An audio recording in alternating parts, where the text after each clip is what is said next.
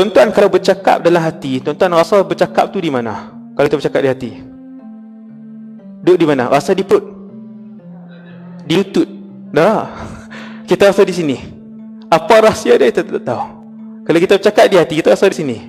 Di sini yang dibelah. Dan di situlah tempat apabila seorang itu melakukan pahala, ibadah, di situlah yang akan diletakkan oleh Allah iman dan cahaya. Dan apabila seseorang itu melakukan dosa atau maksiat, di situ jugalah akan diletakkan satu titik hitam. Di sini. Allah nak bagi tahu kepada kita bahawasanya yang kami nilai hati itu. Ya ayyatuhan nafsul mutmainnah irji'i ila rabbiki radiyatan mardiyah. Ini jiwa yang tenang tu, hati yang bersih. Kan, hati yang bersih, hati yang sejahtera, yang itulah yang hanya dikira oleh Allah Subhanahu wa taala ketika kalian berdiri di hadapan Allah Subhanahu wa taala di padang mahsyar. Allah tak marah kalau tak bawa kereta besar. Allah tak pertikai kalau tak bawa jawatan besar tinggi. Allah tak pertikai kalau tak bawa harta yang banyak. Tetapi Allah akan marah dan kita akan bersalah kalau kita tak bawa hati yang sejahtera, hati yang bersih. Jadi simbolik dia yang tu. Tetapi pembedahan itu bukan simbolik. Pembedahan itu bukan simbolik. Habis bedah.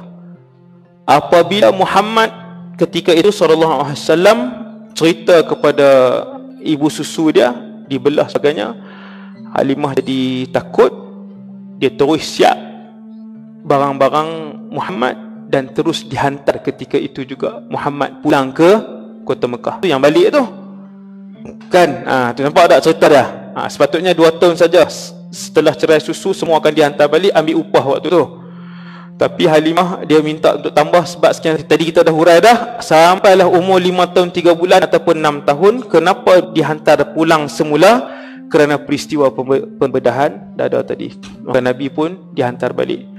Ketika berusia 6 tahun itulah Nabi melihat wajah ibu dia. Oh, tengok ni Aminah, tengok. Tuan-tuan, kita tuan-tuan tengok, bayang 5 tahun duduk dengan ibu susu. Kemudian baru waktu tu kenal ibu kandung dia. Siapa yang lebih dia sayang? Ibu susu. Sebab manusia ni dia tumpah kasih kepada orang yang membesarkan dia. Tak kiralah orang tu bapa mak saudara dia ke, tak ada kena mengena dengan keluarga dia ke, tapi kalau yang tu yang membesarkan dia tumpah kasih ke situ. No? Itulah ujian kedua Nabi sallallahu alaihi wasallam. No? Bukan saja kematian ayah, Nabi juga dijauhkan oleh Allah daripada ibu dia, daripada untuk Nabi memanggil ibu-ibu ketika menghadapi masalah. Supaya Nabi sentiasa memanggil Allah, Allah ketika Nabi diuji oleh Allah Subhanahu wa taala. Umur 5 tahun 3 bulan balik. Mak dia pun selepas beberapa bulan Aminah ni siap-siap barang nak bawa Rasulullah sallallahu alaihi wasallam berjumpa dengan bapa-bapa saudara di sebelah ibu. Di mana? Madinah. Di Madinah. Maka siaplah barang apa semua, bawa Ummu Aiman sebagai peneman. Abdul Muttalib pak mentua, bapa mertua lah Abdul Muttalib. Abdul Muttalib pun izinkan, bekalkan kepada mereka apa semua. Dia nak bawa Muhammad, nak pergi kenal dengan orang sana, keluarga sana. Mereka pun bersiap, mereka pun pergi ke Madinah. Pergi ke Madinah sempat kenal. Sebab tu Nabi dia ada saudara mara di Madinah, Bani Najjar di Madinah. Dia ada saudara mara. Antara Bani Najjar ialah Abu Ayyub Al-Ansari, Khalid ibn Zaid. Abu Ayyub Al-Ansari orang kenal lah kan, nama dia Khalid ibn Zaid. Itu antara Bani Najjar di Madinah Al-Munawwarah. Dah tunjuk bapa saudara, dah tunjuk ni rumah tok menakan. Ni bahasa kami ni kan. Tok menakan pupu, anak menakan pupu, 2 pupu, tunjuk apa semua. Balik. Dalam perjalanan sampai di Abwa, sakit. Aminah sakit. Sekali lagi Nabi SAW baru berapa bulan kenal dengan satu orang wanita yang Nabi panggil mak. Di situ Allah Ta'ala uji lagi sekali Rasulullah SAW kematian ibu dia. Berat tuan-tuan, ujian yang berat. Tak dan jadi Rasul lagi. Allah dah pasakkan hati Nabi ni dengan ujian. Bagi ujian. Nabi tak panggil ayah. Nabi tak biasa panggil ibu. Tahun yang sama Halimah Sa'diah menghantar Rasulullah.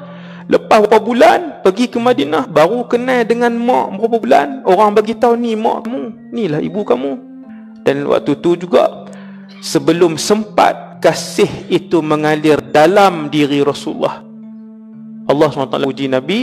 Kematian ibu dia di Abwa, Ummu Aiman pun bawa balik Nabi SAW. Ummu Aiman bawa balik, no? Secara logiknya, Nabi tak sempat nak kasih dengan ibu dia, tak sempat nak anggap yang tu ibu, tak sempat.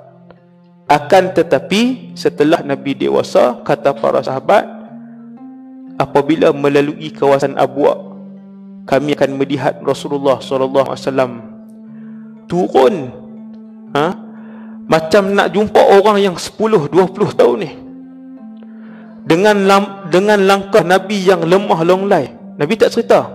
Nabi pergi ke satu tempat, berduduk Rasulullah sambil mendakap kedua kakinya, menangis habis-habisan, sehingga membuatkan semua para sahabat menangis. Habis Nabi teriak, Nabi menangis, duduk tepi kubur ibu dia. Baru sahabat tanya, ya Rasulullah, kubur siapa ni? Nabi jawab, qabru ummi, kubur ibu aku.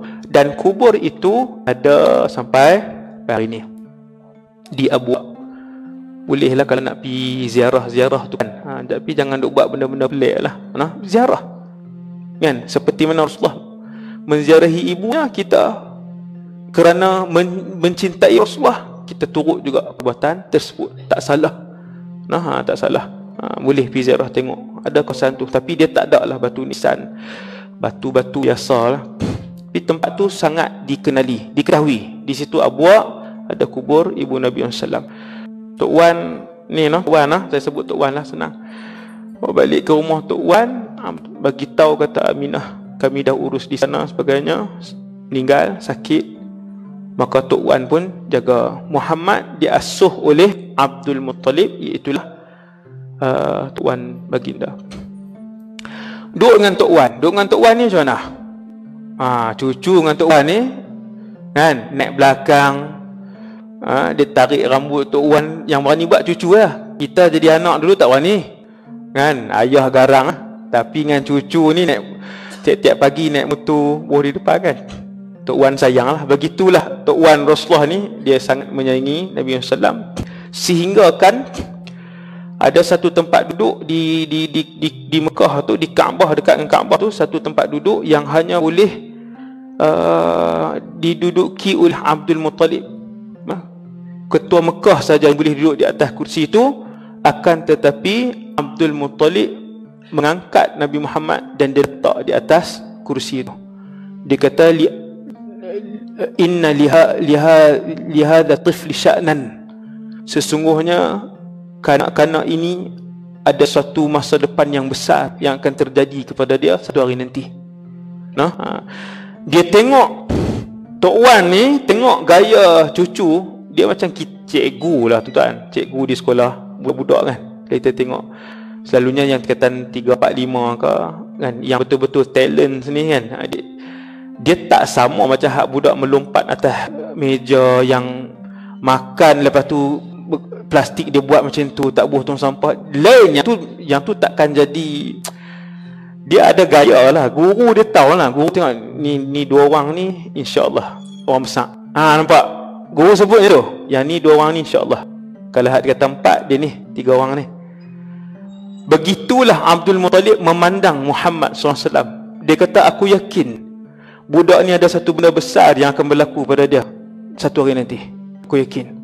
Dia angkat Nabi, dia letak atas tempat dia kan.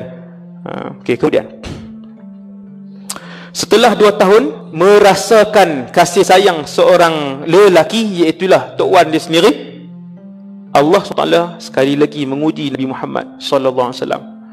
Tuan-tuan, takat ni saja jumlah ujian Rasulullah melebihi kita. Takat ni saja. Ni takat part ni part yang baru 7 muka surat ni. Apabila kehilangan ayah, ketika masih dalam kandungan, kehilangan ibu, dan tak pernah merasakan kasih satu orang wanita yang bernama ibu, umur 6 tahun, duduk dengan Tok Wan. Allah ambil pula. Takat ni saja ujian itu telah melebihi kehidupan kita. Satu orang sebatang kara duduk seorang, no? Saya pernah duduk di rumah anak yatim. Bukan waktu kecil dulu, setelah membesar, besar macam ni lah. Dah besar ni pi jaga, pi nak rasa. Rupanya anak yatim ni dia memang dia nak kasih sayang.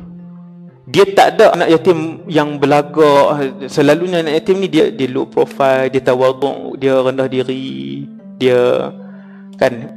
Bila ramai-ramai 4-50 orang yang demam sakit, bukan orang tahu sangat kan.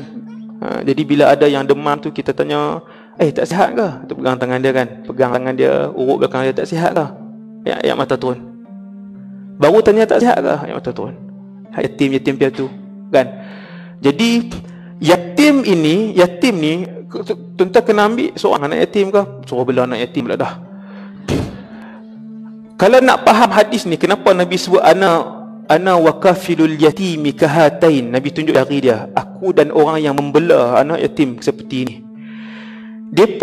Depa hilang sumber kekuatan hidup, kasih sayang ibu ataupun ayah, membuatkan kehidupan mereka ni begitu sukar. Tiba-tiba ada satu orang luar yang menggantikan sumber itu. Maka Allah SWT melalui lisan Nabi-Nya SAW menghargai orang-orang yang memelihara anak yatim. Dia sangat-sangat lain lah. Dia sangat-sangat lain. Di sekolah saya sekarang ni pun ada seorang yatim piatu. Yatim piatu, mak ayah meninggal serentak aksiden dalam kereta waktu dia umur 7 tahun. Sampai hari ni ada dekat saya. Memang ketika orang lain semua balik kan, ayah kamu mai, mak kamu mai dah di bawah, dia tengok kan, asal ayat mata turun. Tuan-tuan, mak ayah serentak umur 7. Orang mai bagi kat saya sepatutnya saya tak ambil kan, budak-budak. Tapi takkan nak tolak anak yatim, memang tak tolak dah, ambil. Sekarang dah umur 10. Sekarang dah umur 10 kan. Jadi itulah Rasulullah. Hilang ayah, hilang ibu. Kata para ulama, Rasulullah sempat berkasih dengan Tok Wan. 2 tahun sempat Nabi dan rasa kasih sayang, tengok muka Abdul Muttalib, Tok Wan pun manjakan dia. Allah ambil pula. Baru duk mula bersandar kepada seorang ahli keluarga, Nabi mula bersandar, waktu itulah Allah patahkan tongkat sandar itu. Allah hilangkan Abdul Muttalib supaya nanti setiap kali bermasalah ataupun diuji oleh Allah, Nabi terus kembali kepada Allah Subhanahu Wa Taala.